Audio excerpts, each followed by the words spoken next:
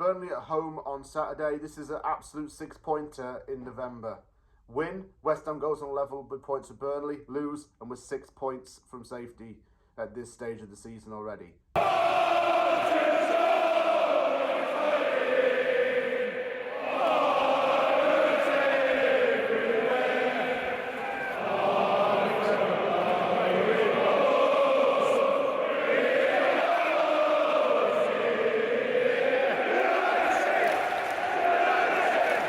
It's the Battle of the Clarets. It's West Ham's Claret versus Burnley's Claret. Yeah. So Burnley heads into East London and is hoping to try and push itself further away from the relegation zone. It was a team that was heavily likely to be relegated at the end of the season, and the bookmakers had odds on Burnley to go down. But it's going to have to fight to stay up, as will West Ham United. West Ham's coming off of a really good win over Newcastle United, whilst Burnley is coming off of a 2-0 defeat to league leaders Arsenal. There's a lot at stake in this game already. And yeah, a little bit nervous, but confident nonetheless. And just want West Ham to get a result as usual. So Burnley's season so far has had a lot of losses.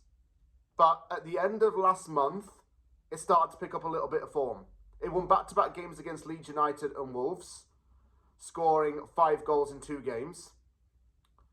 But between August the 23rd and October the 18th, Burnley went 5 games without a win. Jadon Anthony has been leading the way for the Clarets, scoring goals to them. Ugachukwu has as well. A player who scored against West Ham last season while he was on loan to Southampton. This French midfielder was linked with a move to West Ham and then chose to go to Burnley instead. Mind you, I don't think we put a big enough bid in for him. Lyle Foster as well is still with Burnley and still playing a role in the team. The transfer business over the summer was huge. They signed so many players.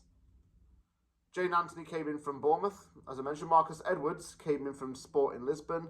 Zion Fleming came in from Millwall. Bashir Humphries signed from Chelsea. They also signed other players as well. Kyle Walker joined on a free from Manchester City, adding experience to the back line and obviously many years of playing in the Premier League. Ugachukwu, who I have mentioned as well. Amanda Broja signed too. And, you know, if he hadn't been so injured so often, he would be a better player, honestly. Hartman also joined, another good fullback, joining from Feyenoord. And that's just a few players to name on the list. Scott Parker is managing, and he says that he's looking forward to coming back to West Ham because of the years that he spent with the club as a player. As a manager, he's good for the Championship. In the Premier League, not so much, I'm afraid. He struggled with a lot of Premier League teams. Maybe it's the type of clubs he managed, but he's never done well as a Premier League manager, just to be honest. Kyle Walker is one player that certainly stands out because we know what he achieved at Man City. We know what he did there. He won a treble. He won a lot of Premier League titles. He's now 35 years old and still playing in this league and in this game. Maxime Mestev is another player that I want to mention. He scored 2 own goals in 1 game, but he's a regular player in the defence. Lyle Foster as well, a South African forward who's been at the club with a few years now. He's someone else of interest. Josh Cullen used to play for West Ham. And now he's at Burnley. Ashley Barnes is in there. Oh, remember he used to always score against us back in the day, him and Chris Wood. Yeah, formed quite a good striker duo at Burnley, to be honest.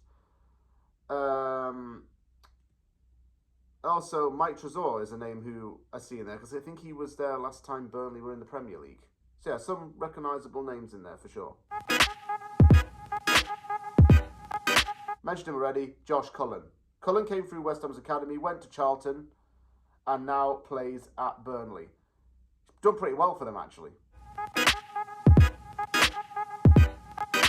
I'm going to say 2-0 to West Ham. But I want us to dominate from the get-go. Like, I just want us to be dominant from the get-go Just absolutely do them in. Show them no mercy at all West Ham. Like Cobra Kai, no mercy. And kick them to the ground. I'd start the same midfield as against Newcastle. I would start the same defence. And all these rumours about Wilson being injured, by the way. What's all this about? He doesn't look injured. And Nuno said that he's playing, so we get to see him play too. Like I say, nervous, but looking forward to this one.